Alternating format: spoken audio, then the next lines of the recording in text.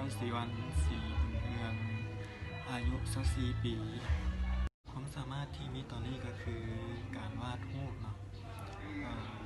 ปัจจุบันก็คือการวาดรูปขายเพื่อเลี้ยงตนเองเลี้ยงชีพเลี้ยงตนเองแล้วก็เพื่อบ่ให้เป็นภาระของครอบครัวแล้วก็ช่วยเหลือครอบครัวได้ในบางครั้งคราวเนาะแรงบันดาลใจที่อยากสู้เนาะอยากมารายการก็คืออยากเฮ็ดเพื่อแม่เนาะเพราะว่า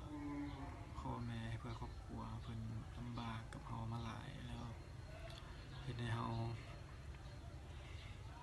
คืออยากตอบแทนบุญคุณเพิ่นเนาะที่บ่ยอมทิ่มเฮาเนาะที่เพิ่นเป็นปัวรักษาเฮามาแล้วก็เลี้ยงเบิ่งแยงเฮามาถึงปัจจุบันนี้เนาะ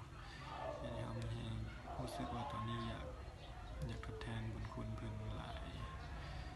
ให้ได้หลายที่สุดที่เพิ่นให้สมกับเพิ่นที่เพิ่นเลี้ยงเฮามาเนาะที่เพิ่นเบิ่งแยงเลี้ยงดูเฮามา